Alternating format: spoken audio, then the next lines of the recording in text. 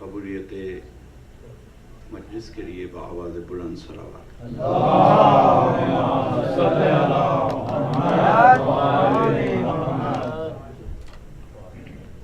مومنین و مومنات،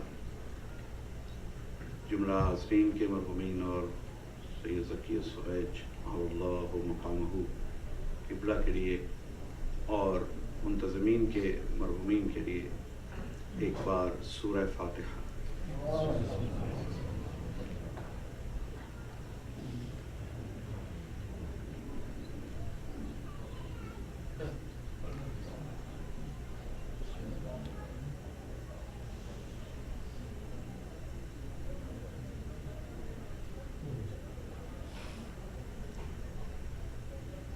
یہاں کل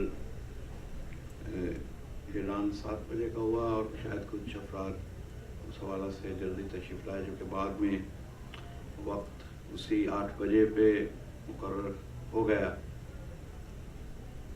تاہم مجھے بھی اس چیز کی میں معذرت چاہوں گا اگر کچھ مومنین کو اس حوالے سے زحمت ہوئی، اور کل انشاءاللہ 8 ہی بجے سے پروگرام کا آغاز ہوگا مسالمہ کا، پورے 8 بجے انشاءاللہ۔ صلوات بر محمد و آل محمد۔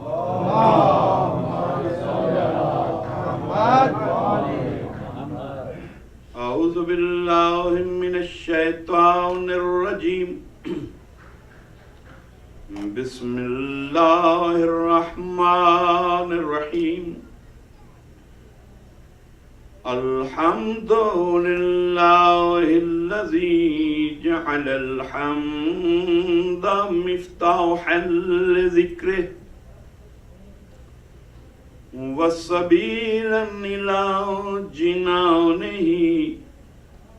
وسببا لزیادۃ احسانہ،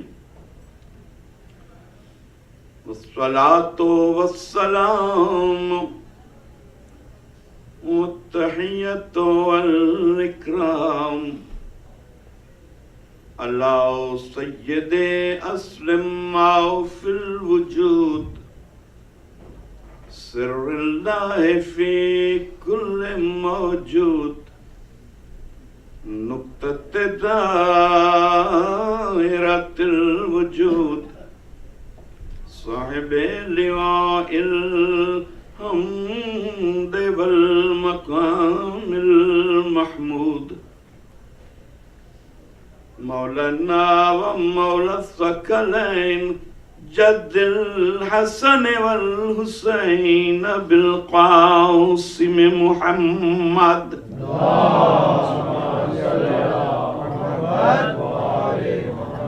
وآل بیتہ الطیبین الطاہرین الصادقین المظلومین، الذین اذهب اللہ عنہم الرجس وطہرہم تطہیرا۔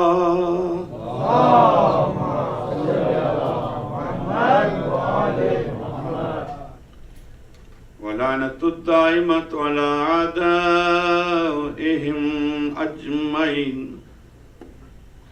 أما بعد فقد قال الله تبارك وتعالى في كتابه المبين، بسم الله الرحمن الرحيم، وما كان لنفس أن تؤمن إلا بإذن الله، ويجعل الرجس على الذين لا يعقلون۔ صلوات پر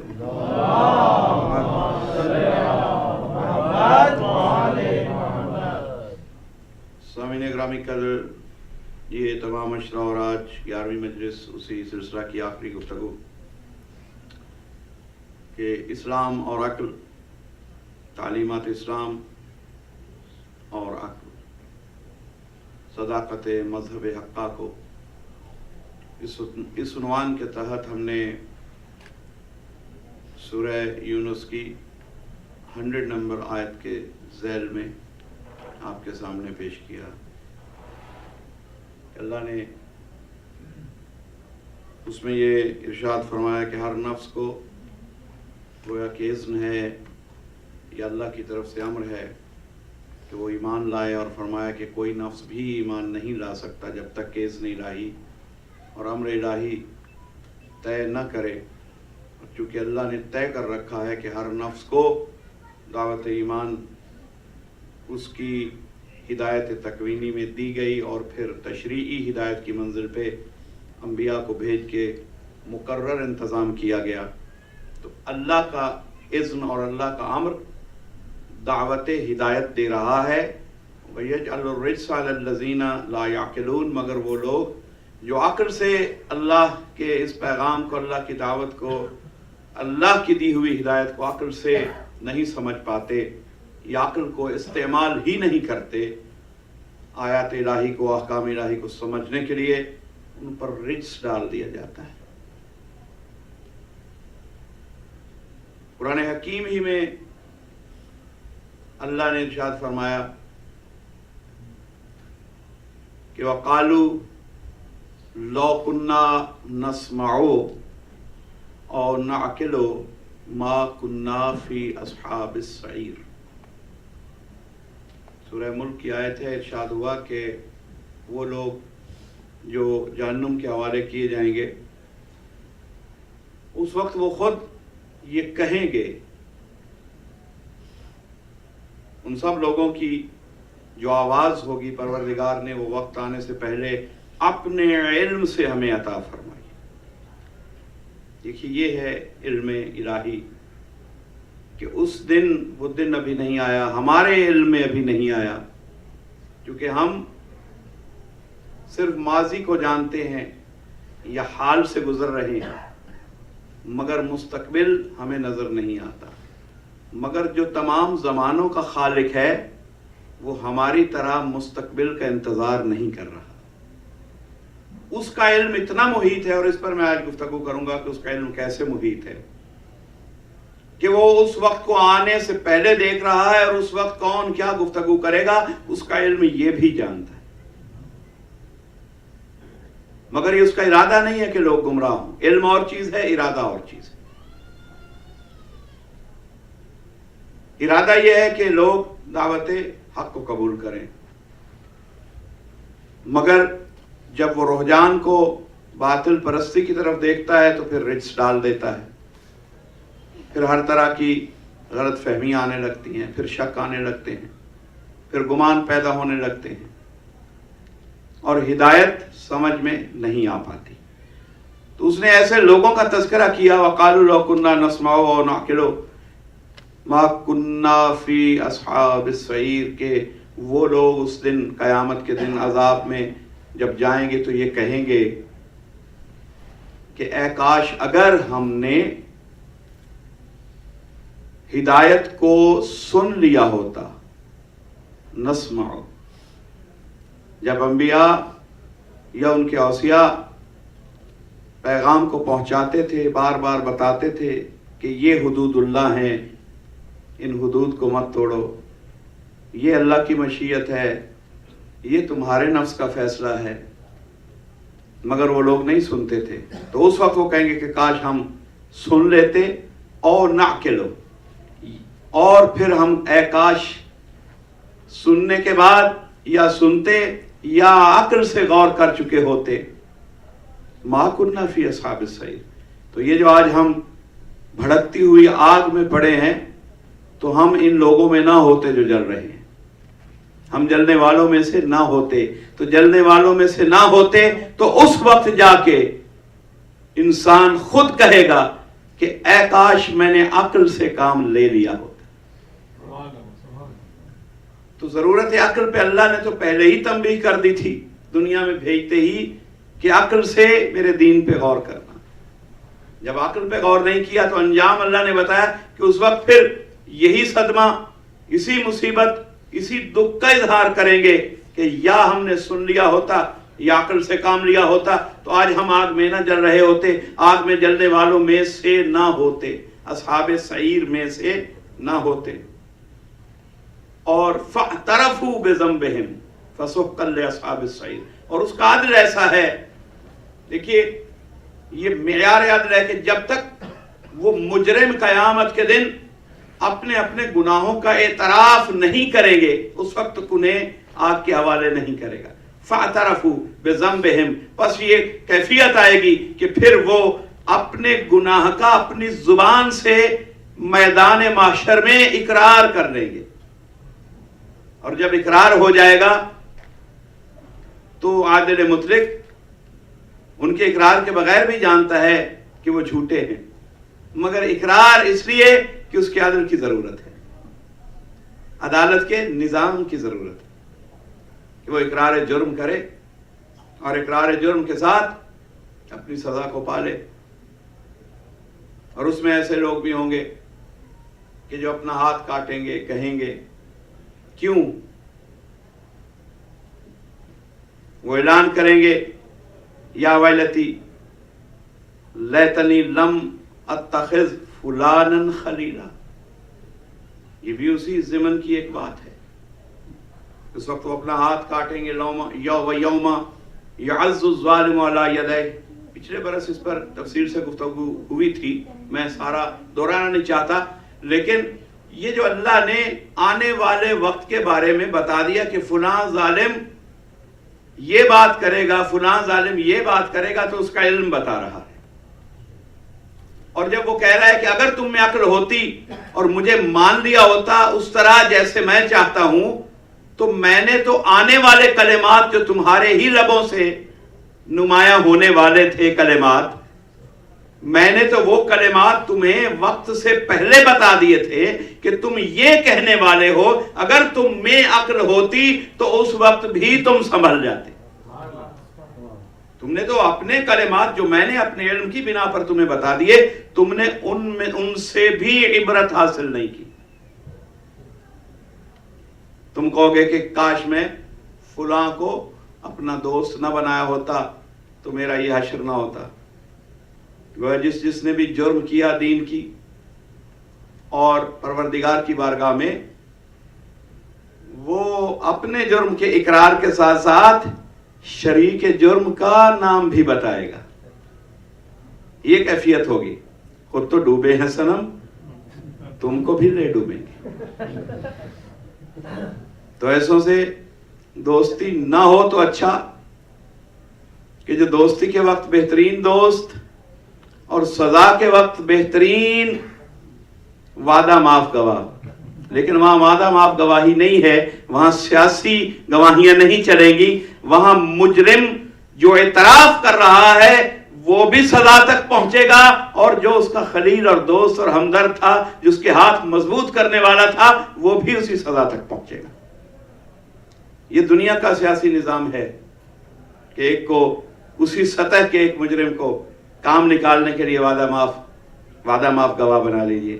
لیکن وہاں وعدہ معاف گواہ نہیں ہے، وہاں اعتراف ہے. فاعترفوا بذنبہم. اب جو اعتراف ہوتا گیا وہ اصحاب سعیر میں داخل ہوتا گیا. تو حضور یہ اللہ نے گویا یہ باور کروایا، قرآن حکیم کی مختلف آیات میں، اور یہ میسج اتنا مسلسل دیا کہ جس نے عقل کو استعمال نہیں کیا گویا اس نے اپنے نفس کے ساتھ دشمنی کی، اور جس کی سزا وہ پانے والا ہے. اب اس کی کیفیت یہ دیکھیے کہ اللہ نے سورہ دہر کی آیات ہے، صلوات پڑھیے محمد وعلی محمد. یہاں کیا بتایا کہ عقل نسمع و نعقل. سورہ ملک کی جو میں نے آیت پڑھی، یا میں نے سن لیا ہوتا اور عقل سے کام لیا ہوتا. تو سننا نسمع یہ ایک ٹول ہے عقل کی مدد کے لیے. جس نے سنا تو بہت کچھ، لیکن اس ٹول کو استعمال کرنے کے بعد عقل کی روشنی میں اینالائز نہیں کیا، اس نے گویا کہ اس ٹول کے معاملہ میں بھی ناشکری کی. وہ اس لائق ہی نہیں تھا کہ اسے سماعت عطا ہوتی. یہ اللہ نے جو ہمیں حواس خمسہ دیے، یہ ٹولز ہیں، 5 حصے، ان سے جو انفارمیشن تم حاصل کرو اسے عقل کے پاس لے کر جاؤ، اور عقل سے اینالائز کرو کہ ان میں سے حق کی خبر کون سی ہے اور شر کی خبر کون سی، خیر کیا ہے۔ ہر چیز جو سنی اس کے پیچھے مت چل پڑیے، ہر چیز جو دیکھی اس سے متاثر مت ہوئیے، عقل کو درمیان میں رکھیے۔ دیکھیے سب کچھ نظر آ رہا ہے، عقل سے پوچھئے کہ پروردگار نے جو عقل کو ہدایت کا پیغام دیا ہے اس پیغام کے تحت عقل کیا کہتی ہے کہ یہ دیکھنے کا ہے یا ترک کرنے کا ہے، یہ سننے کا ہے اور فالو کرنے کا ہے یا فراموش کرنے کا ہے، اور یہ سن کے یاد رکھنے کا ہے یا فراموش کرنے کا ہے۔ تو سارے فیصلے عقل سے کروائے جائیں۔ تو میں نے عرض کیا اس موضوع پہ ایک بار نہیں، قرآن نے کئی بار بات کی۔ انا خلقنا الانسان من نطفۃ امشاج نبتلیہ فجعلناہ سمیعا بصیرا۔ اس میں اللہ فرما رہا ہے کہ ہم نے جو قطرہ ناپاک سے بنایا یہ انسان،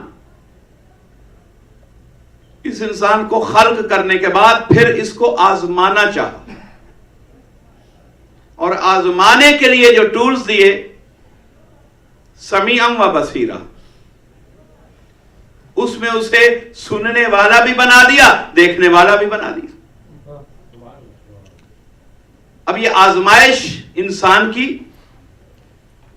سننے اور دیکھنے کے جو اعضاء ملے ہیں، جو ٹولز ملے ہیں، ہمیں سماعت ملی ہے، بصارت ملی ہے، یہ ایسے نہیں ہے، ان کا کوئی مقصد تھا۔ اور اگر عقل نے سننے اور دیکھنے کے بعد کچھ فیصلہ نہیں کیا، حق کو پہچان نہیں سکی، آپ کی عقل نے اللہ کے میسج کو ریکگنائز ہی نہیں کیا سننے اور دیکھنے کے بعد، تو گویا ایسے انسان کو نہ آنکھوں کا فائدہ ہوا، نہ کانوں کا، سمن بکمن عمیٌ فہم لا یرجعون، گویا کہ نہ کان رکھتے ہیں نہ آنکھ رکھتے ہیں۔ ختم اللہ علی قلوبہم، گویا کہ ان کے قلوب پر تو مہریں لگ چکی ہیں، اور اگر مہریں نہ ہوں تو انہیں کھلا رکھا جائے۔ تو جہاں کہا جاتا ہے کہ ایسا مت کہیے، ہم سننا ہی نہیں چاہتے یہ بات، تو وہ مہر لگی ہوئی ہے، سننا نہیں چاہتے کیا؟ ہاں آپ سنیں، تحقیق کریں، عقل سے پوچھیں، اس کے بعد فیصلہ دیں کہ قرائن عقل سے، قرائن علم سے، قرائن عدل سے یہ بات سچی ہے یا جھوٹی ہے۔ لیکن ضد میں آ کے کوئی مت کہے کہ ہم فلاں بات نہیں سننا چاہتے، آپ ہمارے سامنے فلاں کو اچھا یا برا مت کہیے۔ بھئی اچھا یا برا آپ عقیدہ مت بنائیے، آپ جس کو اچھا سمجھ رہے ہیں اچھا سمجھتے رہیے، لیکن تحقیق کے لیے سن تو لیجئے کہ دوسرے کہہ کیا رہے ہیں، ہو سکتا ہے ایسا ہی ہو، اور قیامت میں جا کے آپ کو یہ کہنا پڑے کہ کاش ہم نے سنا ہوتا یا عقل سے سوچا ہوتا۔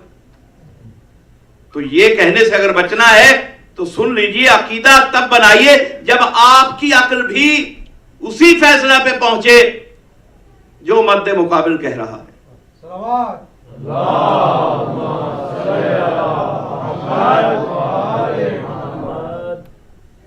انا ہدیناہ السبیل، اللہ فرما رہا ہے کہ ہم نے سبیل دکھا دیا، اما شاکرم و اما کفورا۔ اب چاہے اس نعمت کو تسلیم کر کے شکر گزار بن جاؤ، چاہے اس نعمت کا انکار کر کے کافر ہو جائے۔ تو پتہ چلا کہ نعمت کا انکار کرنے والا کافر ہوتا ہے چاہے کلمہ پڑھ چکا ہو۔ جو اللہ کی کلمہ کے بعد جو نعمتیں دین میں ہیں مسلسل، اور جن پہ اتمام نعمت ہوا ان نعمتوں کو نہیں پہچانا، تو بھی قرآن کی روح سے کلمہ پڑھنے کے بعد بھی امکان ہے کہ کوئی کافر رہے، کیونکہ قرآن مسلمانوں ہی سے خطاب کر رہا ہے، اما شاکرم و اما کفورا، چاہے شاکر ہو جاؤ چاہے کفور ہو جاؤ۔ تو دیکھیے یہ جو ٹولز ہیں یہ بہت اہم ہیں۔ سننا اور دیکھنا، حواس خمسہ میں یہ اللہ نے ان کو بہت اہمیت دی ہے، سننے اور دیکھنے کو۔ ہیں تو 5 حواس، لیکن جو سردار حصے ہیں جن کی خبر پہ عقل کو ضرور غور کرنا چاہیے، وہ سننے کی ہے اور وہ دیکھنے کی ہے۔ اور ترتیب اللہ نے پہلے ہر جگہ پہ سمیع کہا، بعد میں بصیر کہا۔ سماعت کا درجہ پہلے ہے، اور آج میڈیکل سائنس نے بھی بتایا کہ جب ڈیولپمنٹ ہوتی ہے فیٹس کی تو سب سے پہلے حواس خمسہ میں جو عضو تیار ہوتا ہے، آنکھ سے پہلے، بصارت سے پہلے بچے کی سماعت ڈیولپ ہوتی ہے۔ تو اللہ نے جو ترتیب دی وہ پورے نظم کائنات کو سامنے رکھ کر دی۔ کوئی بات، کوئی جملہ ایسا نہیں کہا کہ خلقت میں سماعت کو بعد میں رکھا ہو اور جملے میں سماعت کا تذکرہ پہلے کر دے۔ کتنی اس کے اندر نظم و نسق کی کیفیت ہے، کتنا کوارڈینیشن ہے۔ اگر کہا ایسا ہے تو جب کچھ کرتا ہے تب بھی ترتیب وہی ہوتی ہے، آرڈر وہی ہوتا ہے۔ یہ معجزہ ہے، قرآن معجزہ ہے۔ تخلیق کو دیکھیے تو قرآن سمجھ میں آتا ہے، اور قرآن سمجھ لیجئے تو تخلیق سمجھ میں آتی ہے۔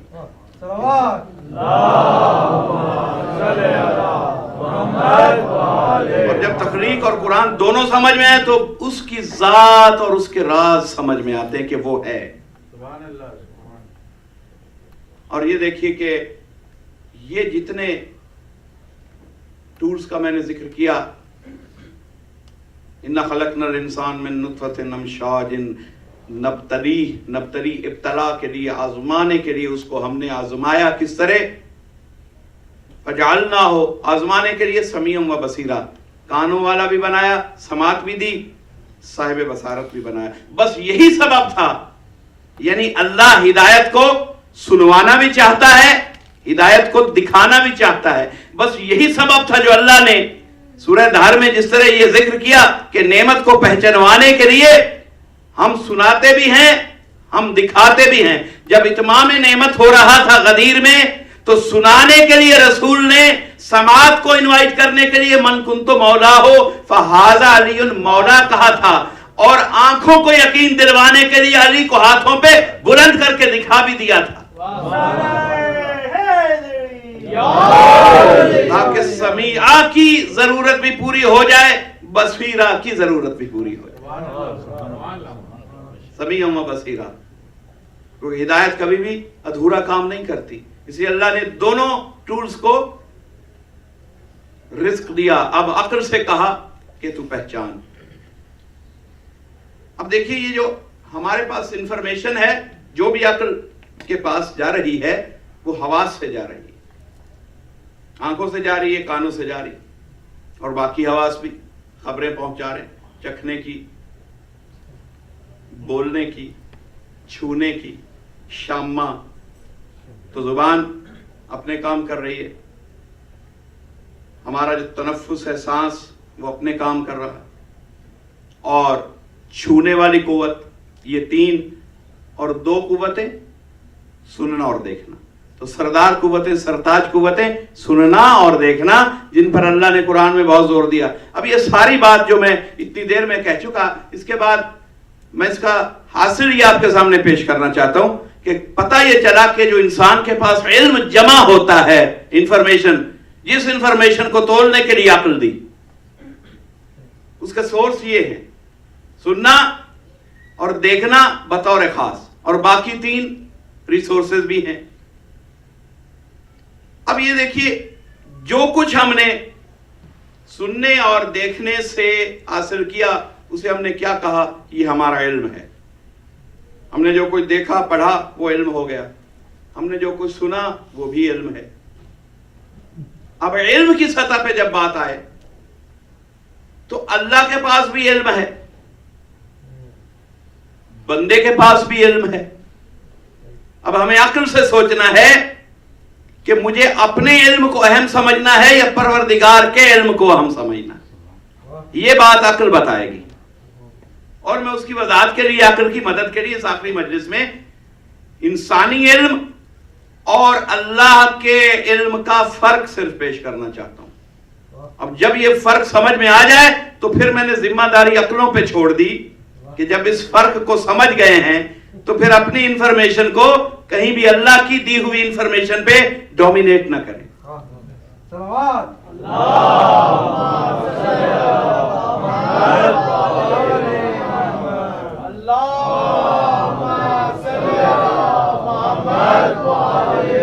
اور اگر کر بیٹھے تو پھر وہی کہیں گے قیامت میں، پھر وہ شکورا میں نہیں آئیں گے، کفورا میں آئیں گے۔ کیوں؟ اس کے لیے میں نے پہلے کہا کہ اللہ تو وہ ہے کہ جو علم کی بنا پر، ہمارے علم کی ایک حد تو یہی نظر آ گئی کہ ہم دو زمانوں پہ کسی حد تک اپنے علم کو عبور رکھنے کا یعنی مظہر قرار دے سکتے ہیں۔ یہ کہہ سکتے ہیں کہ ان دو زمانوں کی باتیں ہمارے علم میں، ماضی کی بھی ہر بات تو ہم نہیں جانتے، لیکن باہر تو کم از کم اپنا ماضی، یہ جس کو مانتے ہیں تھوڑا تھوڑا ان کا ماضی، چاہے وہ ماضی شرمندہ ہو چاہے سرخرو ہو، جانتا تو ہر ایک ہے کس کا کیا ماضی، اور حال کو بھی ہم جانتے ہیں، ہمارے سامنے چکے گزر رہا ہے، لیکن آتی ہوئی سانس تک ہمارا علم ہے، جانے والی سانس کے بعد کا کچھ پتہ نہیں، لیکن مالک کو اس کا بھی علم ہے، اور پھر قیامت تک کیا ہو رہا ہے اس کا علم ہے، اور جس کو وہ حجت بناتا ہے وہ بھی وہ تمام خبریں دے رہے ہیں، ان کی زبان سے بھی آنے والے زمانے کی خبریں ہم تک پہنچی، اور یوم قیامت کی خبریں قرآن نے بتائیں اور وارث قرآن نے بتائیں۔ تو بات یہ کہ علم الہی اور علم بشر میں کیا فرق ہے؟ دیکھیے ہمارا علم ڈیولپ کیسے ہوتا ہے، تھوڑی سی آپ کی بیداری مجھے چاہیے، جہاں سستی آ رہی ہے وہاں درود پڑھ لیجیے، کیونکہ اب میں نے چونکہ ایک وقفہ ہوا عاشور میں صرف مصائب رہا، تو مجھے پھر آپ کو کھینچ کے موضوع کے قریب لانے کے لیے پہلے 10-15 منٹ کچھ تمہید بنانی پڑی۔ اب تھوڑا سا ورق سن لیجیے، اور وہ یہ کہ ہمارا علم اور اللہ کا علم، تو میں نے عقل کے ذمے کیا اس مجلس میں ایک پیغام پیش کیا کہ جب یہ طے ہو جائے کہ ہمارے علم کی حدیں بہت قلیل ہیں، تو پھر ہمیں زندگی بھر دیکھنا ہے، ہر مکتب فکر کو دیکھنا ہے کہ اگر علم الہی سے کچھ آ رہا ہے تو پھر اپنی انفارمیشن کو، چاہے آپ کو حواس خمسہ چیخ کے کہہ رہے ہوں کہ نہیں یہی ہے، مگر اگر علم الہی اس کے مخالف کچھ کہہ رہا ہے تو اپنے علم کو ترک کرنا عقل ہے، اور علم الہی پہ لبیک کہنا عقل ہے۔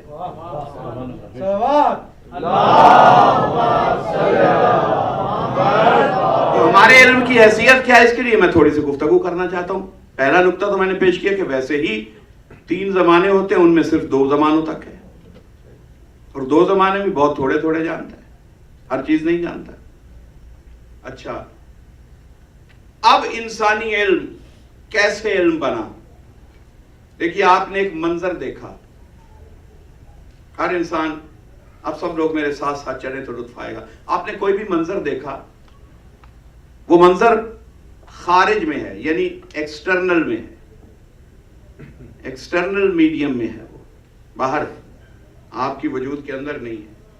آپ نے دیکھا اور آپ کے ذہن میں، آپ کی عقل میں بینائی کے ذریعہ اس کی انفارمیشن گئی۔ جب انفارمیشن عقل میں پہنچی تو وہ چیز جو باہر ایک منظر تھی، جب عقل میں جا کے سمائی تو اس کا نام علم ہو گیا۔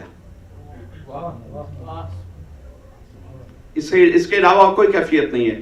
سنا، باہر ایک صدا ہے، سالڈ ہے، فلاں نے یہ کہا، آپ کے حافظے نے اگر اس کو یاد رکھ لیا تو اب علم ہو گیا۔ آپ نے ایک پہاڑ دیکھا، وہ ایک موجودات میں سے ایک ٹھوس چیز ہے، مگر وہی پہاڑ اگر کسی انسان نے پہلی بار دیکھا اور اس نے پوچھا یہ کیا ہے، انہوں نے بتایا پہاڑ ہے۔ اب باہر تو پہاڑ ہے، لیکن جو اس کی عقل میں تعارف آ گیا، समा गया हमेशा के लिए कि फिर जब भी देखे पहचान ले। ये जो उसकी अक्ल में उसकी खबर जाके बैठी पहाड़ की, ये इल्म है।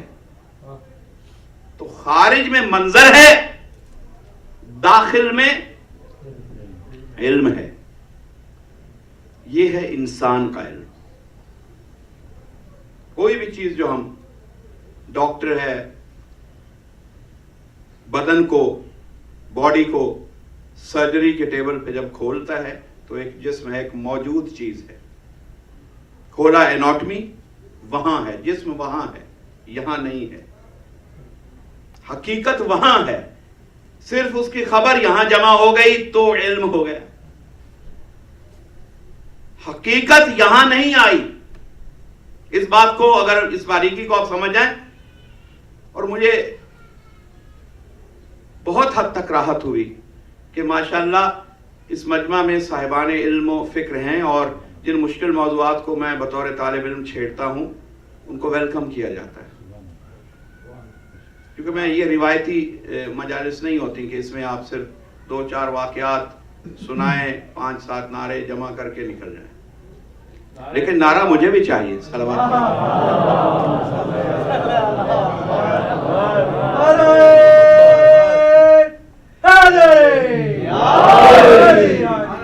मैं जब तक सुनने वाले को साथ इन्वॉल्व न करूं, थोड़ा सा वो भी मेरी तरह परेशान न हो, तो लुत्फ नहीं आता पढ़ने का। मगर परेशानी मुश्किल कुशा के सदके जहां मेरी हल होती है वहां आपकी भी हो जाती है।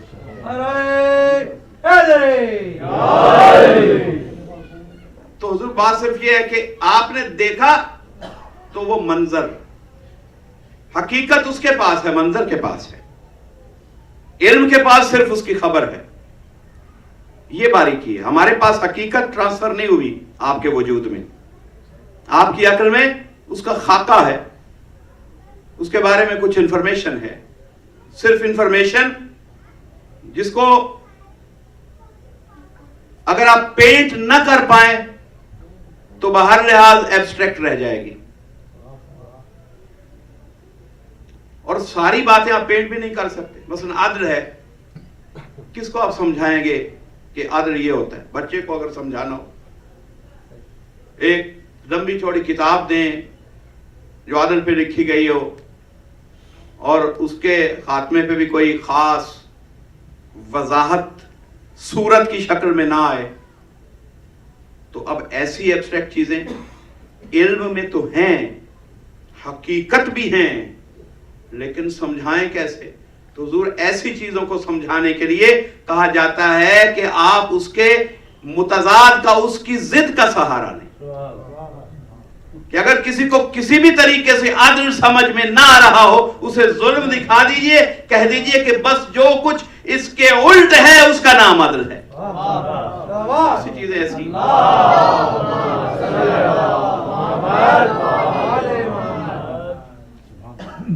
गम, खुशी दिखा दीजिए, गम समझ में आ जाए।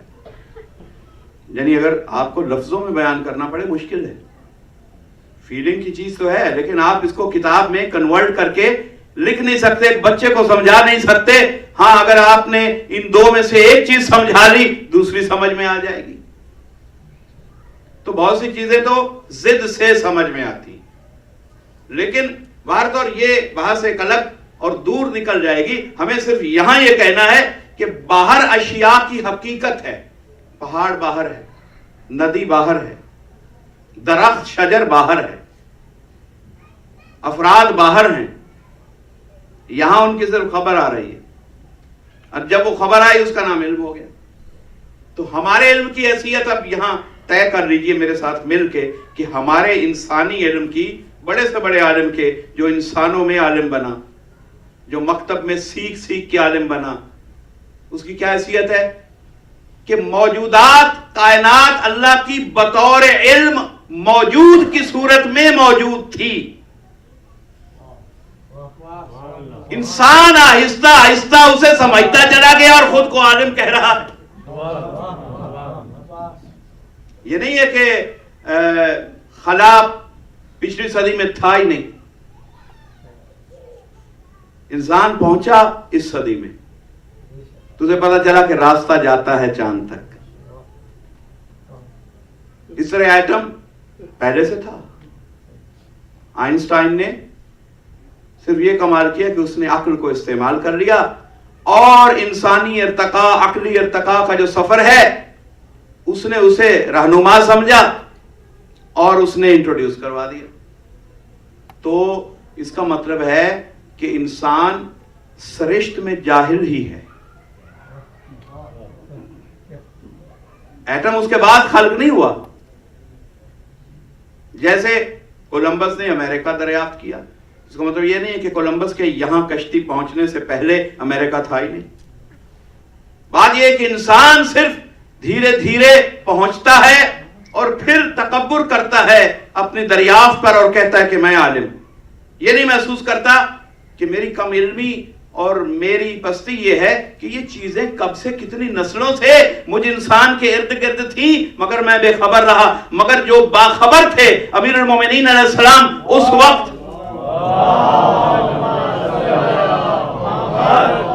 अकल इंसानी को हैरान नहीं करता, अल्लाह ना मासूम एक एवरेज इर्तकाई लेवल देखते हैं इंसानों का और उतनी खबर देते हैं कि जो उस वक्त तो फौरन समझ में आ जाए थोड़ी सी, और फ्यूचर में जब आप सुने, जब आप खुद अपने इर्तका से, एवोल्यूशन से उस चीज को पालें और फिर कंपेयर करें कि 1400 बरस पहले एक हस्ती ने अगर ये कहा था और आज मेरी पूरी इंसानियत की अक्ल इतना सफर करने के बावजूद, इतने वसाइल सर्व करने के बावजूद इस तक पहुंची है, तो फिर मैं क्यों ना ये करूं कि अपनी खबर की बजाय उसकी दी हुई खबर को ईमान समझ लूं। किसी ने पूछा मौला कायनात में मामूली चीज क्या है? सबसे, मौला ने कहा एक जर्रा। फिर उसने कहा और कायनात में मौला सबसे ताकतवर चीज क्या है? तो इमाम ने फिर फरमाया वो भी एक जर्रा। अब अगर इमाम उस वक्त, अब इमाम लाजमी नहीं कि वो आके एटम को एटम ही कहे, जो इमाम के नजदीक उसका नाम होगा वो कहेंगे। एटम तो हमने, साइंटिस्ट ने हमें नाम दे दिया, लेकिन चलिए अगर इमाम हमारी जुबान हमारी आसानी के लिए बोल भी लें, तो अगर वो उस वक्त कह देते कि एटम, तो क्या एवरेज इंसानी शऊर इतना बुलंद हो चुका था कि वो उस बारीकी तक चला जाता? जर्रा कहा तो वो इंसान चाहे जितना बड़ा बद्दू था उसे भी समझ में आ गया कि बात बारीक तरीन जर्रे की हो रही है। लेकिन जब इंसानी इल्म ने एटम को दरियाफ्त किया और फिर पता चला कि अगर ना पहुंचे, ना डिस्कवर कर सके जर्रे की ताकत को, तो यही जर्रा मामूली चीज है, और अगर इसे डिस्कवर कर ले तो यही एटम है, यही तवानाई का मरकज है। तो मौला ने जर्रा कह के समझा दे। तो ये मैं मिसालें पेश कर रहा हूं और इसमें मुझे खदशा है कि मेरी गुफ्तगू तवील ना हो जाए।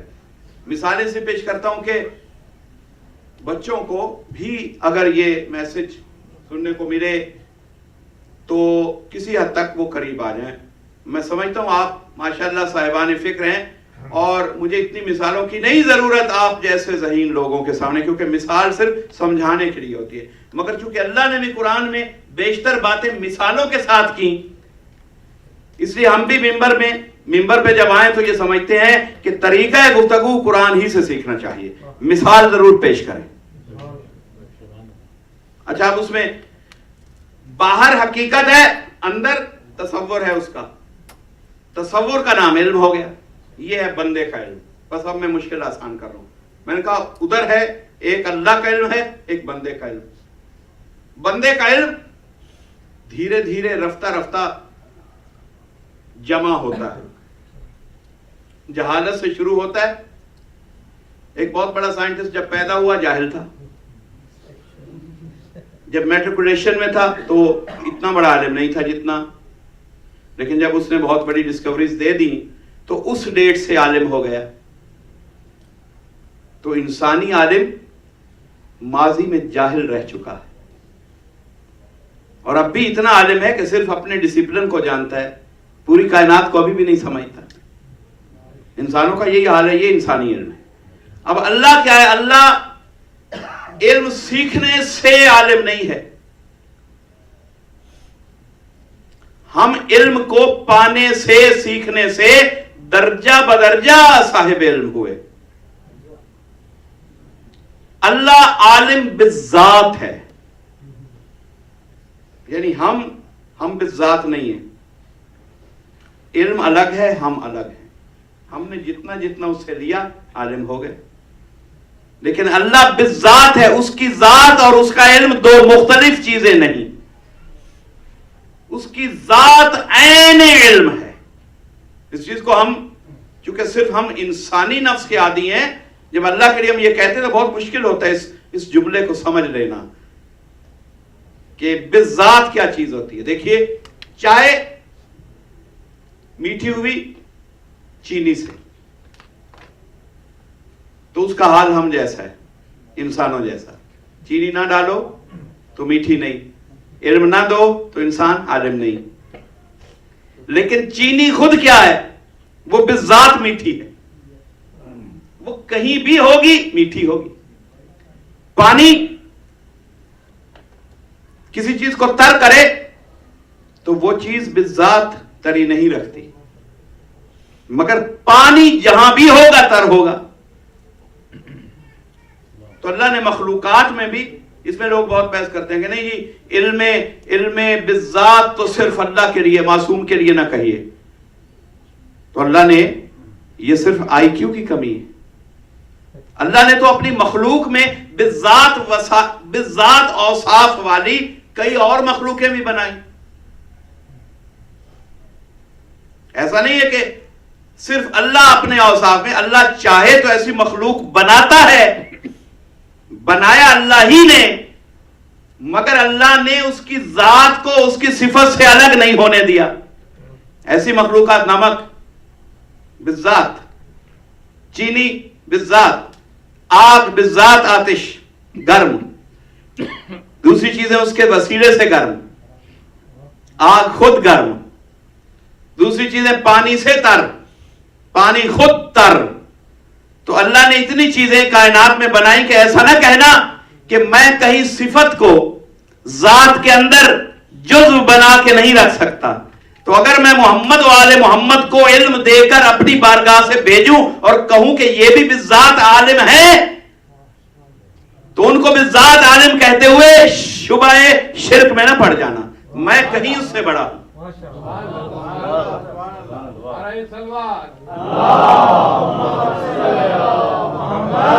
فرق کیا ہے اللہ اور آل محمد میں؟ یہ بھی سمجھ لیں اس بات میں کہ بالذات یہ بھی عالم، بالذات اللہ بھی عالم، مگر اللہ بالذات علم ذاتی کا مالک ہے. ان کو جو بالذات علم دیا اللہ نے عطا کیا، ان کا ذاتی نہیں. اس ذات نے انہیں مگر بنایا ایسا کہ کسی کے سامنے علم سیکھنے کے لیے محتاج نہ ہو. بالذات ان کی ذات میں علم رکھ دیا.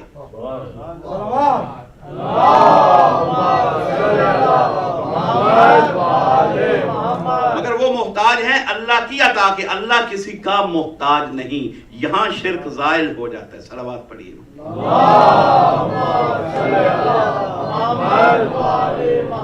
یہ بڑے مشکل مباحث ہیں اور ہمارے بہت سے طبقوں میں یہ چھڑے بھی رہتے ہیں، اور چونکہ چھڑے رہتے ہیں اس لیے ہم سب کو سنتے ہیں، کتابیں پڑھتے رہتے ہیں، اس لیے ذہن جو ہے وہ سب چیزوں کے لیے تلاش میں رہتا ہے کہ اس کا جواب کیا ہے. اور کبھی کبھی وہ چیزیں موضوع سے ہٹ کے بیان ہو جاتی ہیں تاکہ اگر کبھی بھنک ادھر آئے تو آپ کے علم میں انفارمیشن ہو، آپ کا عقیدہ محفوظ رہ سکے. انفارمیشن کا مقصد صرف یہ ہے کہ آپ ان کے معیار کو اسی معیار پہ سمجھ پائیں، محمد و آل محمد کو، جس معیار پہ اللہ نے انہیں علم بالذات کے ساتھ بھیجا. اچھا، میری مثال آپ کو یاد ہے کہ ہم نے دیکھا باہر، اندر گیا تو علم بن گیا. حقیقت باہر رہ گئی، اندر خاکہ. اب اللہ کا علم، اللہ نے چیزیں دیکھ کر اپنا علم نہیں بڑھایا. فرق دیکھیں، ہم چیز باہر ہے، انفارمیشن لے کر خارج سے کچھ سیکھ کر داخل میں علم جمع کرتے ہیں. اس جملے کو یاد رکھیے، خارج سے سیکھتے ہیں، داخل میں جسے جمع کریں اسے علم کہتے ہیں. परवरदिगार इसके बिल्कुल उलट है उसका इल्म। उसने पहाड़ को देखकर नहीं समझा कि पहाड़ क्या, वो बदी है, खालिक है, वो मुसव्विर है। बदी कौन? बदी उसके नामों में जो बगैर नमूने के कुछ खल्क करे, डिजाइन देखे बगैर बनाना जानता हो। उसे ये नहीं कि मुझे दिखाओ मैंने किस तरह की चीज बनानी है। आपने दर्जी के सामने कुर्ता रखा, इस तरह का एक सी दीजिए, वो बदी नहीं है।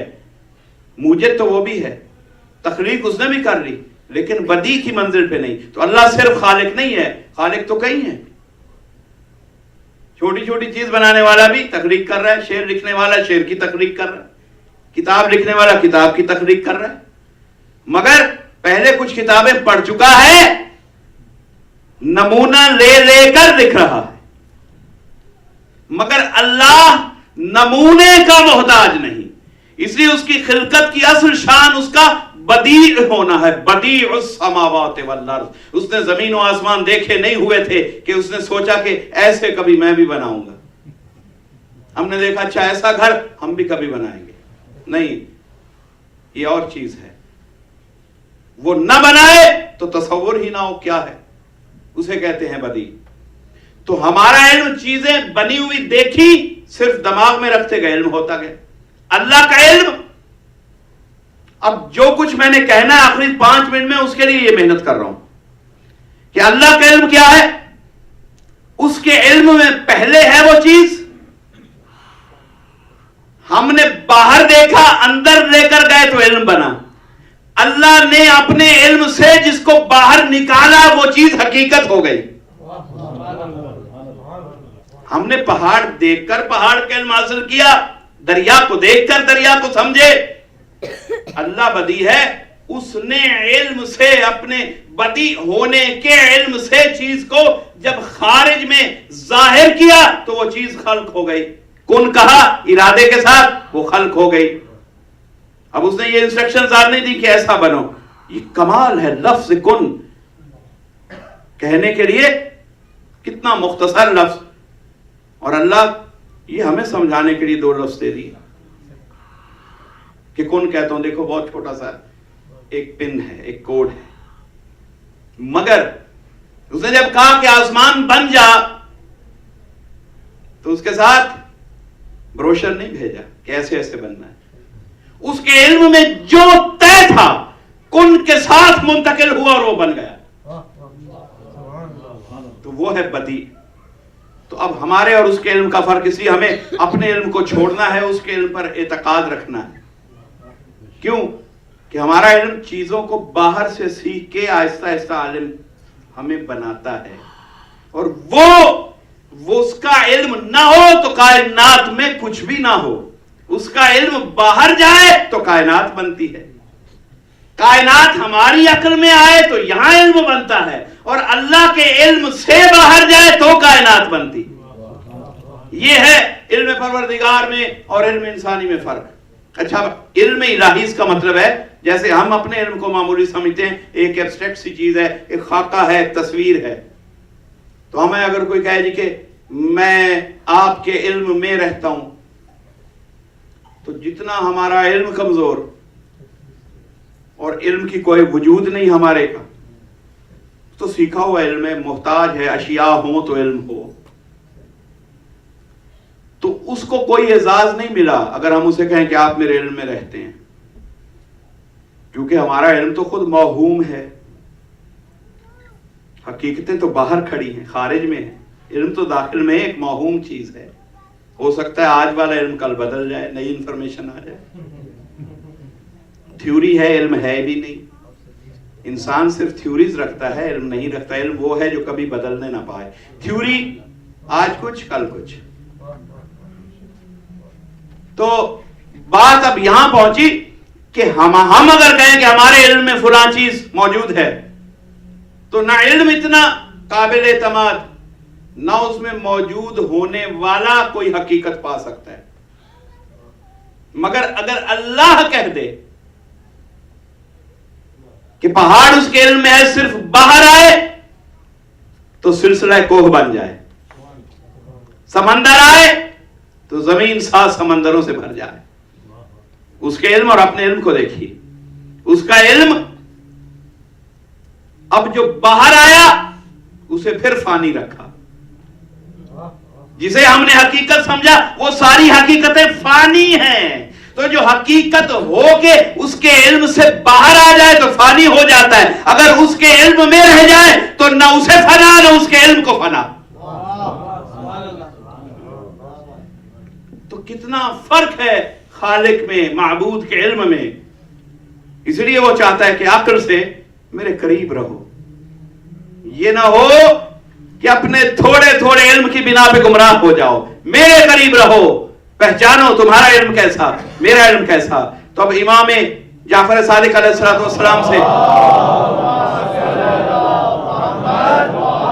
اب آپ اللہ کے علم کی حیات، اس کی حقیقت سے زیادہ لافانی ہونا. حقیقت باہر مگر فانی، مگر اس سے بڑی حقیقت ہے اللہ کا علم. اس جملے کو میں پھر دہرا رہا ہوں. باہر جو دریا اور کائنات ہے، باہر جو پہاڑ ہیں، باہر جو سبزہ ہے، وہ ہے تو صحیح، نظر آتا ہے، مگر فانی بھی ہے. مگر یہ آیا کہاں سے؟ اس سے بڑی چیز ہوگی وہ علم جس علم سے یہ نکلا تو یوں بن گیا. بات سمجھ میں آئی؟ اور یہ ہم نے یہاں سے اس نے نکالا، ہم نے اسے آہستہ آہستہ سیکھا. تو اب ہم نے کہا ہم بھی عالم، اور اب ہم اپنے علم کو ٹکرانا چاہتے ہیں پروردگار کے علم سے. حالانکہ حیثیت کیا ہے اس علم کی؟ کوئی حیثیت ہی نہیں ہے. تو اب چھٹے امام سے جناب زرارہ بہت بڑے راوی ہیں، صحابی ہیں امام کے. انہوں نے پوچھا، زرارہ نے سوال کیا، مولا میرا ایمان ہے پیغمبر کی حدیث آپ سب نے فرمایا، آپ نے تائید کی، کئی بار تجدید فرمائی کہ اول ما خلق اللہ نوری، کہ سب سے پہلی مخلوق اللہ نے ہمارا علم بنایا، ہمارے نور کو بنایا. بھئی علم بھی وہی اور عقل بھی وہی باہر تھا. یہاں بات جو زرارہ کی گفتگو ہے کہ سب سے پہلے اللہ نے آپ کا نور خلق کیا.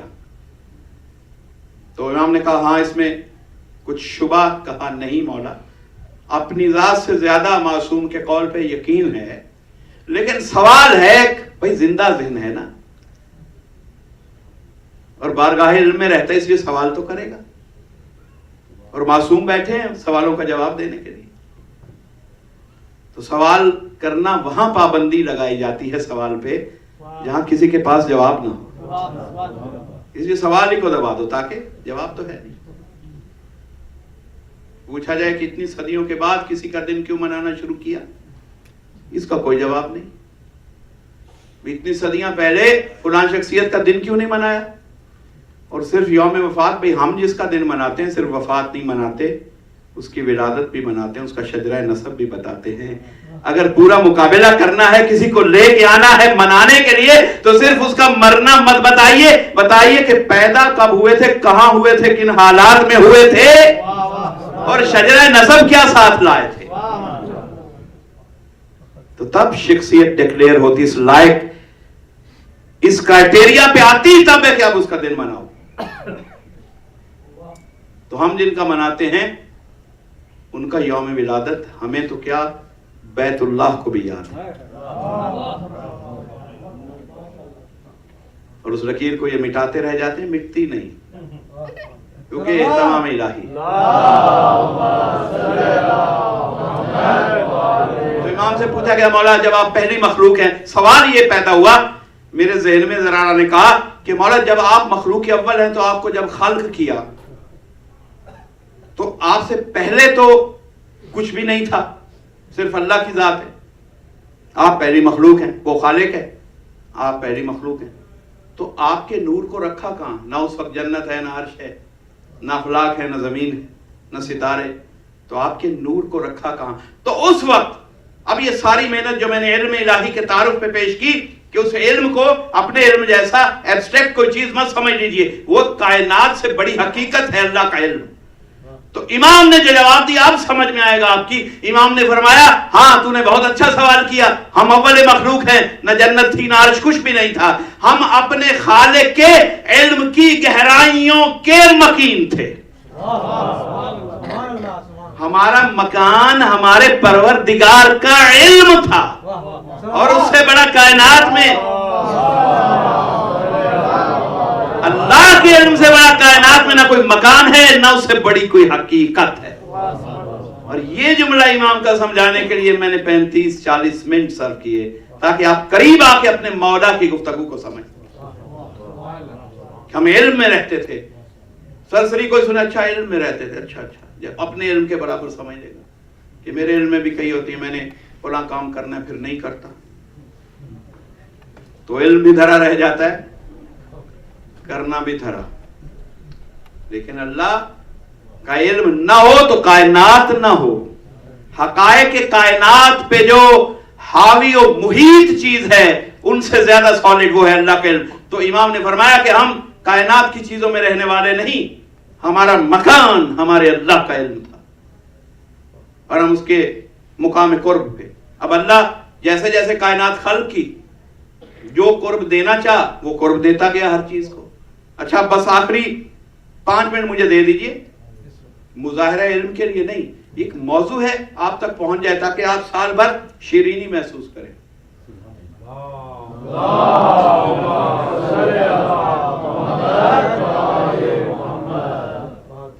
چونکہ کل گفتگو کا میرے پاس موقع نہیں, ہم کل اشعار میں مصروف ہوں گے, اس لیے بہتر ہے کہ جو حصہ ذہن میں آج امڑ رہا ہے وہ آپ تک پہنچا دو.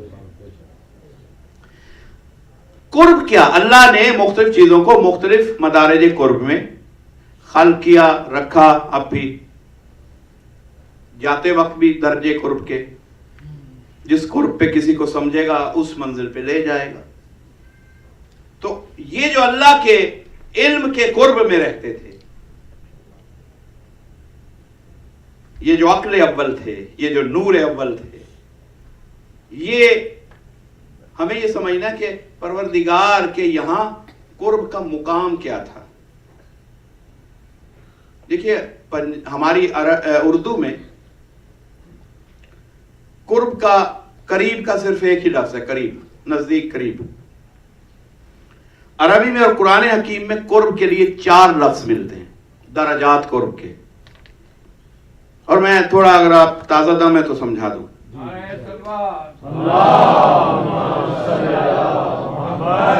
پہلا لفظ ہے قرب, خود قرب. دوسرا لفظ ہے دنو,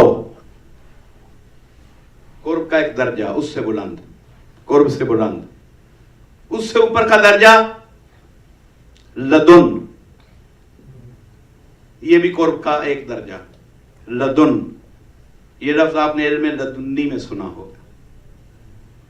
اور آخری درجہ قرب کا, جس کے بعد قرب کی کوئی اور منزل بلند نہیں ہے, اس کا نام ہے اندیت. قرب, دنو, لدن اور اندیت. اچھا اب یہ ہیں کیا؟ مثلا اس مجلس میں ہم سب لوگ بیٹھے اس ہال میں, تو وہ جو آخری مومن تشریف فرما ہیں, کہنے کو وہ بھی یہ کہہ سکتے ہیں کہ ہم منبر کے قریب ہیں یا ہم ذاکر کے قریب ہیں.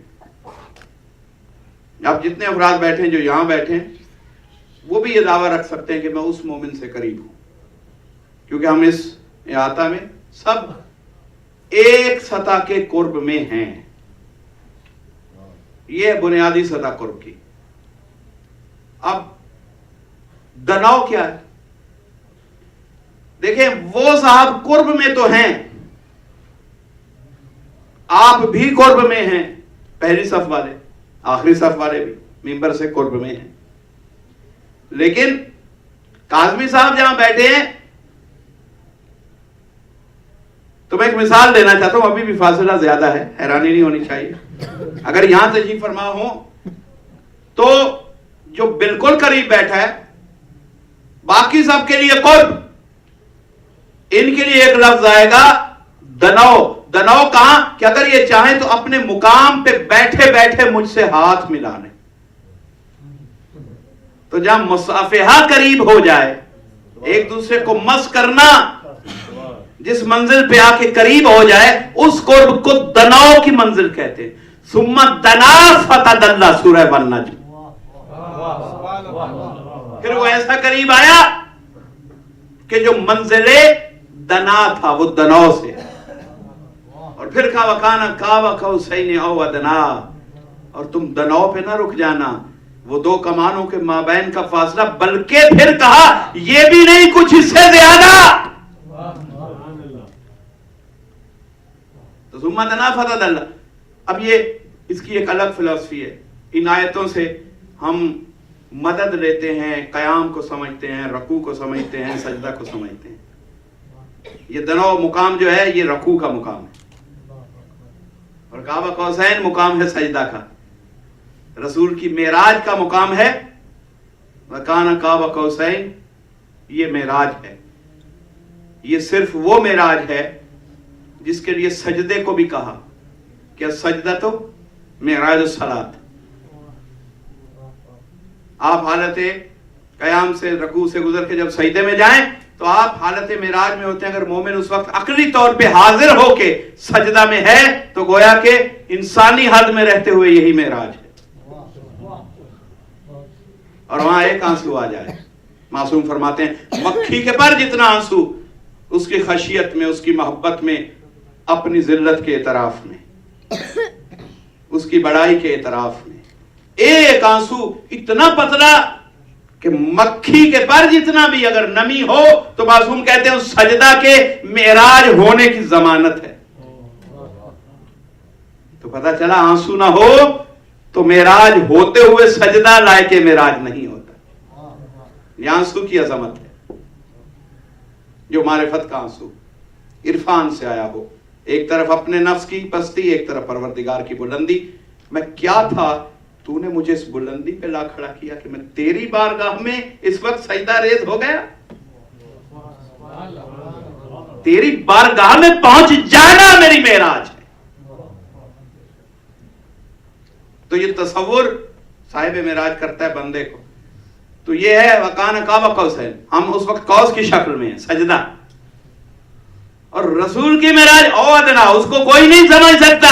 جہاں پہ آپ انسانوں کی فکر قوس کی شکل ختم ہو جاتی ہے، اللہ کہتا ہے پھر اس سے آگے بھی کچھ منزل قرب تھی، اور وہ کون ہے؟ اس کا نام ہے اندیت.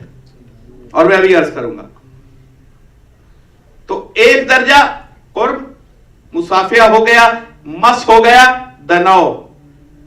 اچھا اب یہاں ہے چھو لیا، دناؤ ہو گیا. اب یہ جو لباس میرے بدن پہ ہے یہ نہ قرب ہے نہ دناؤ ہے، یہ لدن ہے. میرے وجود سے اتنا قریب، گویا کہ میری خلوتوں کا ساتھی. وہاں اور کوئی نہیں جائے گا. قرب والا وہاں نہیں جائے گا، دناؤ والا وہاں نہیں جائے گا، یہ جائے گا. کیوں کہ یہ لدن پہ. اب جو اللہ کے اس قرب سے جہاں لدن سمجھ میں آیا، جو اس قربت سے کسی کو جب علم دیتا ہے تو اسے علم لدنی کہا جاتا. یہ پہاڑیاں دیکھ دیکھ کر، دنیا دیکھ دیکھ کر علم سیکھنے والا علم نہیں ہے. یہ جو علم بالذات نے اپنے لدن سے، قربت لباس کے مقام سے جو علم عطا کیا.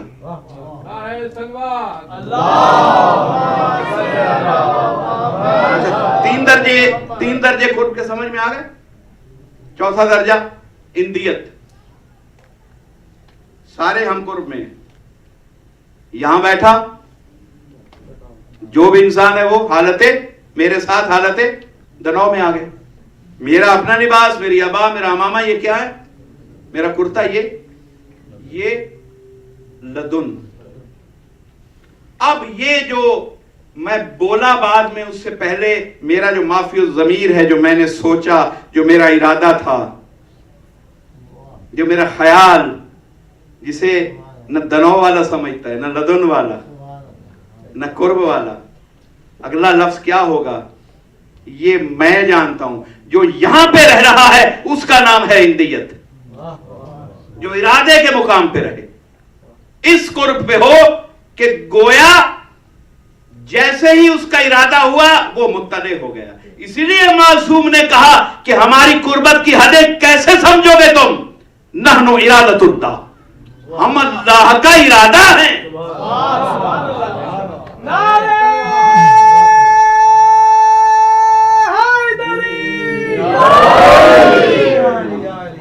اب اندیت سمجھ گئے.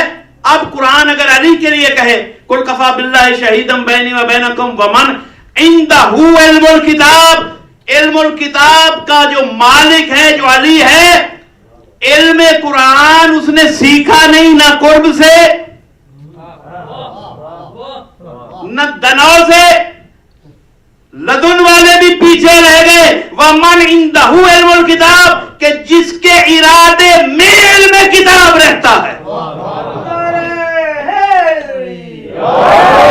یہی سبب ہے کائنات نے جب بھی کچھ معصوم سے پوچھا ایسے بتایا کہ ایک لمحہ نہیں لگا پلک جھپکنے میں جواب آیا. لوگوں نے پوچھا مولا آپ سوچتے نہیں؟ مولا نے کہا بتا تیری انگلیاں کتنی ہیں؟ کہنے لگا 5. امام نے فرمایا کیسے پتا چلا؟ تو نے گنی نہیں. کہنے لگا مولا ہر وقت میرے ساتھ رہتی ہے جانتا ہوں. تو امام نے فرمایا قرآن اس طرح علی کے ساتھ رہتا ہے، اسے دیکھنے سمجھنے سوچنے کی ضرورت نہیں.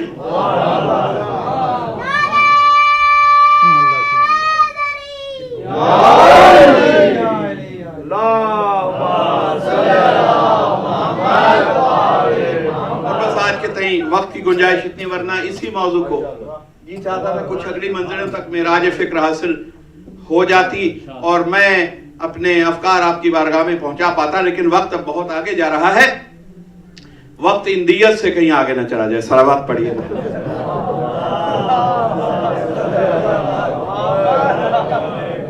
تو جب مصائب کا یا فضائل کا جب تذکرہ ہوتا ہے تو ایک وضاحت ضروری ہوتی ہے. بسا اوقات ہمیں غلط فہمی، جب ہم مکالمات پیش کرتے ہیں چاہے مصائب ہوں چاہے فضائل، تو مکالمات میں کچھ چیزیں روایت کی تحریری ہوتی ہیں، کچھ چیزیں موقع و محل کی مناسبت سے حدود میں رہتے ہوئے بڑھائی جا سکتی ہیں. ایسا اضافہ اجازت نہیں ہے کہ جو قرائن سے ثابت نہ ہو،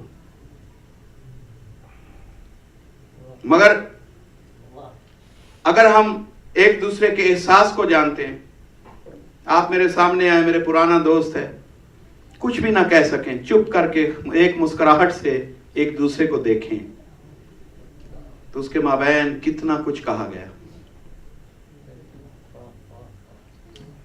تو جو انسانی حواس ہیں، انسانی رشتے ہیں، جو ان کی حساسیت ہے، مصائب میں خصوصاً یہ اجازت ہے معصوم کی طرف سے کہ آپ اپنے لوگوں کو قریب لا کر اس مکالمے کو اتنا ضرور ٹلٹ کر سکتے ہیں کہ وہ اس معاشرے کو سمجھ میں آ سکے. تو ہر بات یہ مت سمجھا جائے کہ کتاب میں کہاں ہے.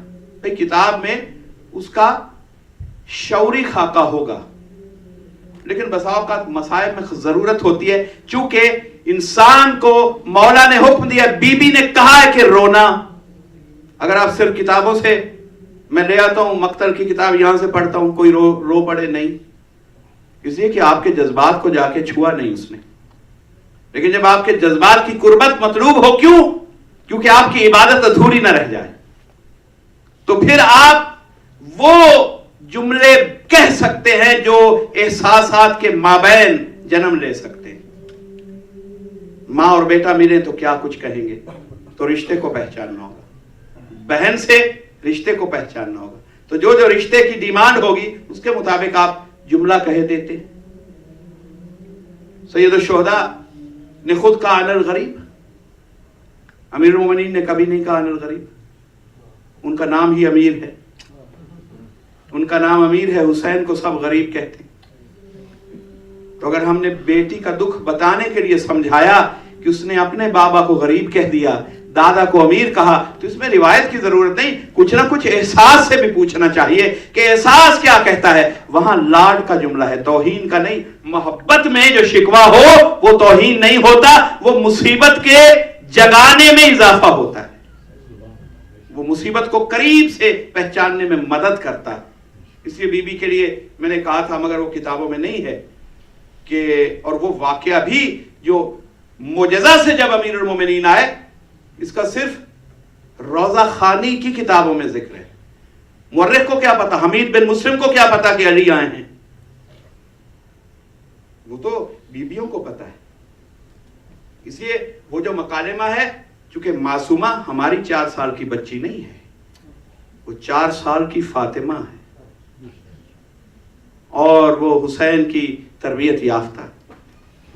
اس لیے دکھ کے تصور میں چونکہ بی بی دن بھر یا علی مدد کہہ کے پکارتی رہی، دادا دادا میرا بابا اکیلا ہے. تو وہ ایک محبت کا جملہ تھا کہ جب زینب نے صدا دی تو دادا آپ آ گئے. مجھے اب وہ حکمت الہیہ ہے، حکمت امام ہے. یہ شکایت انسانی شکایت نہیں ہے، یہ صرف ایک محبت کا تقاضا ہے جسے پیش کیا گیا. تو جیسے اشعار میں کچھ خیالات سمجھانے کے لیے پیش کیے جاتے ہیں، تو جب ہم اوریشن کرتے ہیں تو اس میں بھی صرف ہم کتابیں نہیں پڑھ کے سنا رہے، ہم اس میں اس سے اخذ کر کے ایک موسٹ اپروپریٹ چیز جو قریب لا سکے آپ کو. تو ایسے جملے صرف شعر میں نہیں آتے، نثر میں بھی آ سکتے ہیں. یہ کس نے کہا کہ تصور و تخیل کو صرف شعر میں اجازت ہے آنے کی؟ تو نثر میں بھی یہ جملے آتے ہیں جہاں بھی شعوری طور پہ مجمع کو قریب لانا ہوتا ہے اور کسی مصیبت کی سچویشن کو اس کے پیک پہ بتانا ہے تو ایسے جملے آتے ہیں. یہ شایان شان ہے، توہین نہیں ہے. اس لیے نہیں ہے کہ حسین کو غریب کوئی اجنبی لفظ نہیں حسین کے لیے، حسین نے خود کہا میں غریب ہوں. اور حسین سے بڑا غریب کون ہوگا؟ بہنیں، تمام رات، کل کی رات جس مصیبت میں کٹی، سجاد کا سجدہ ختم نہیں ہوا. یہ ہے عبادت، یہ ہے معرفت. ہم مصیبت کے بعد انسان عبادت سے کتراتا ہے. تھوڑا سا تھک جائے، سب سے پہلا اثر عبادات پہ پڑتا ہے. لیکن معصوم نے بتایا کہ ہم اس منزل معرفت پہ ہیں کہ اگر مصیبت بڑھ جائے گی تو عبادت بھی بڑھ جائے گی. یہ ہے پروردگار کا حقیقی تعارف کروانے والے. کہ کربلا شام غریبہ کے بعد سید الساجدین کا سر سجدے میں گیا، کہتے ہیں اس وقت اٹھا جب ستمگر، اب میں ایک لفظ کہوں گا، یہ کتابوں کا نہیں ہے، صرف سمجھانے کے لیے، درد کو جگانے کے لیے، کہ جب ستمگر دستار لے کر آئے. جانشین ہے نا حسین کا، لوگ لے کر آتے ہیں نا دستار، تیرا باپ دنیا سے چلا گیا، دستار پوشی کی رسم کروائی جاتی. سجاد کی دستار پوشی کی رسم، دستار اتنی لمبی تھی، کچھ گلے میں آئی، کچھ بازوؤں میں آئی، اور اس کے کچھ سرے قدموں سے لپٹ کے سفر میں ساتھ چلتے رہے. ہائے میرے مولا سجاد، امت نے آپ کی ایسی دستار بندی کروائی. جب گزرا ہے یہ قافلہ، مقتل کے قریب سے گزرے، کہتے ہیں بیویوں نے صدا دی کہ ہم کل سے اپنے اپنے شہیدوں کو رو نہیں سکے. شام غریبہ نے ہمیں مہلت نہیں دی. وہ مصیبت آئی کہ ہر بیوی کی حسرت تھی کہ اپنے اپنے شہید کے لیے جا کے اس شام میں ماتم کرتی، مگر وہ مصیبت ایسی بڑی مصیبت بن گئی شام غریبہ کی کہ پردہ داروں کو سنبھال رہی ہیں بیویاں. زینب و کلثوم مستورات کو سنبھال رہی ہیں، کبھی بچوں کو سنبھال رہی ہیں. اس لیے بھائی کے لاشے پہ زینب نہیں آ سکی، بیویاں نہیں آ سکیں. جب مقتل سے نگاہ پڑی بے کجاوا اونٹوں پہ،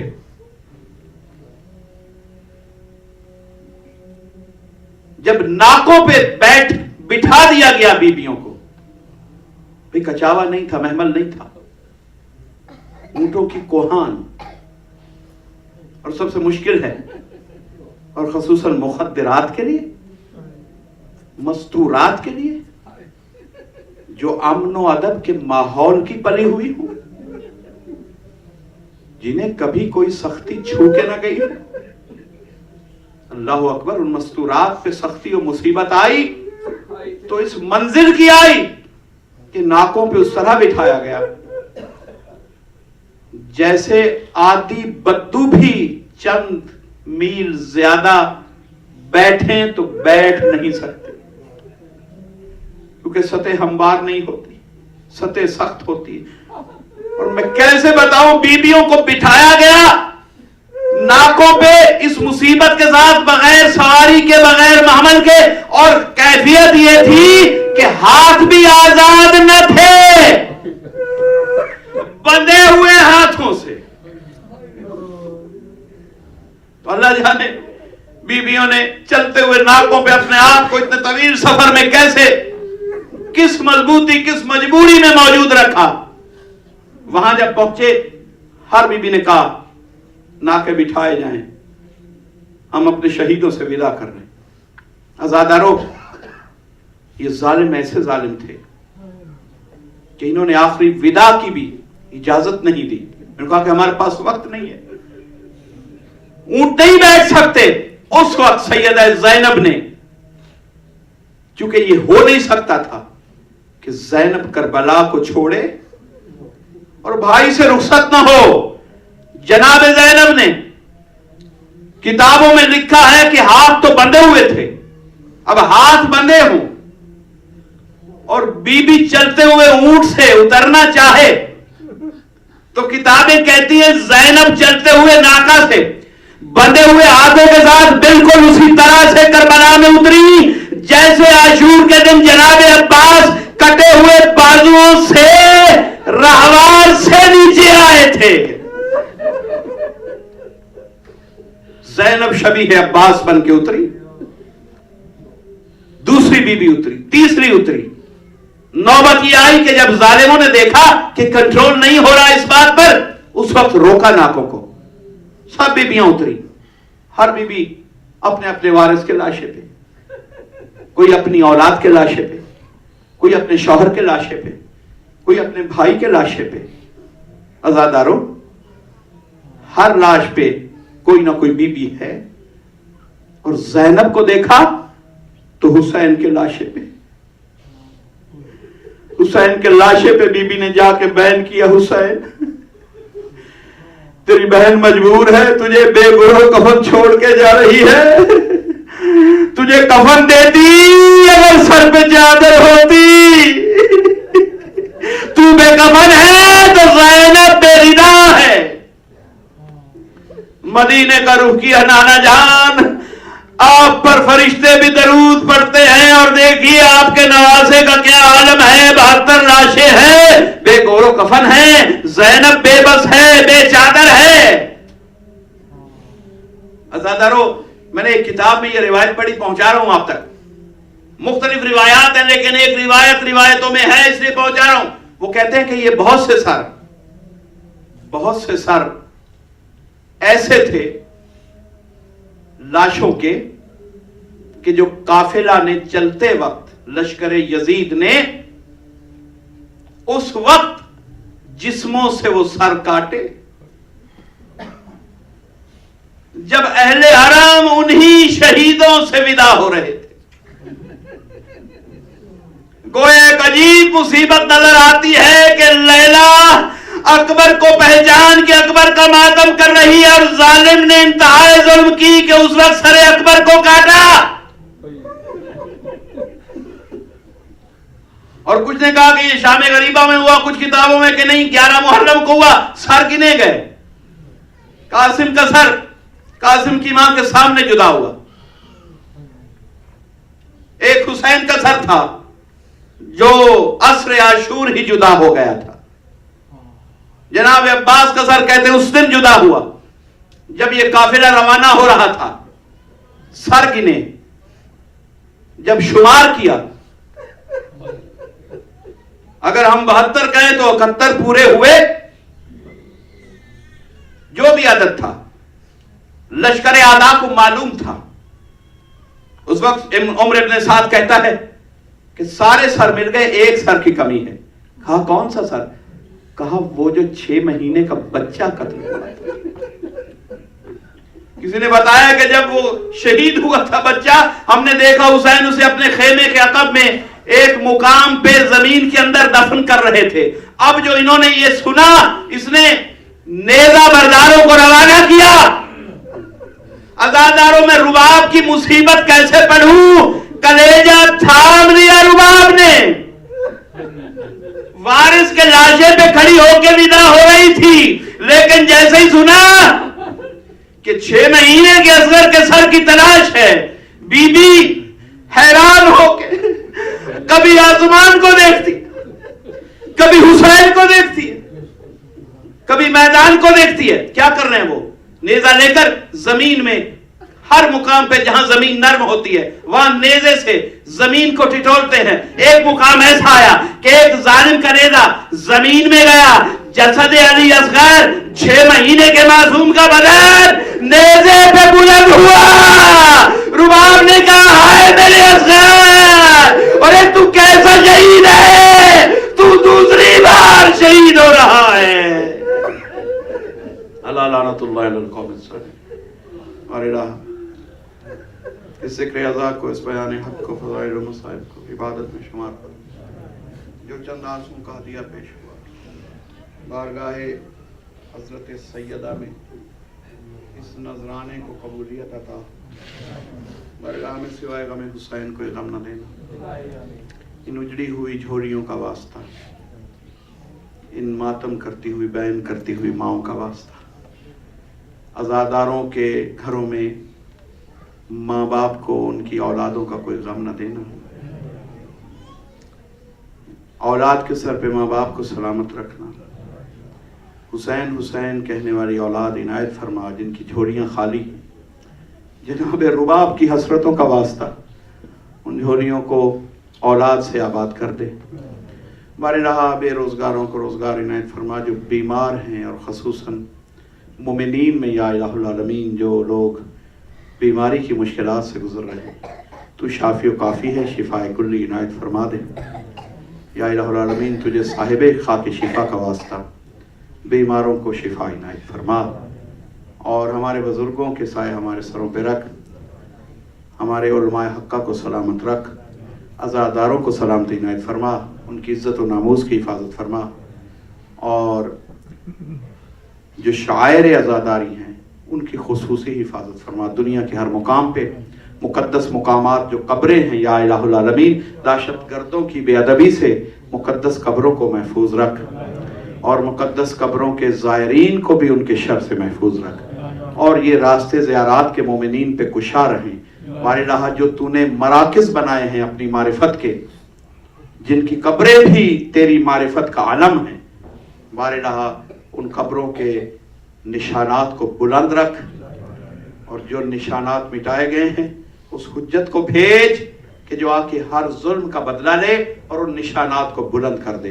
बारिला हज़रत हुज्जत के ज़हूर में ताजील फरमा, हमें आका व मौला की गुलामी के लायक बना, हमें साले आइंदा तक ज़िक्र हुसैन में, फ़िक्र हुसैन में और अपनी मोहब्बत व इताअत में या इलाहुल आलमीन मसरूफ़ रख, और साले आइंदा जमी मोमिनीन व मोमिनात को सफ़े हुसैन पे हाजिर होके सैयदा की बारगाह में इसी तरह से हदिया अकीदत पेश करने की तौफीक मरहमत फरमा। तमाम दुनिया के अज़ादारों के लिए ये दुआ है, सिर्फ इस सज़ा खाना में नहीं, बारिला जो मोमिन व मोमिना अपना आराम छोड़ के, अपना करार छोड़ के, मौसम की शदायत के बावजूद जो लोग बीबी को पुरसा देने आते हैं, उनकी हाजात पूरी फरमा, उनकी हिफाजत फरमा। अल्लाहुम्मा कुल्ल वलिय्यकल हुज्जत इब्नुल हसन सलवातुक अलैहि व अला फी हाज़िहि साअति व फी कुल्लि साअतिन वलिय्युन व हाफ़िज़ुन हत्ता तस्किनहु व रज़क़हु तौअन व तुमत्तिअहु फ़ीहा तवीला। अल्लाह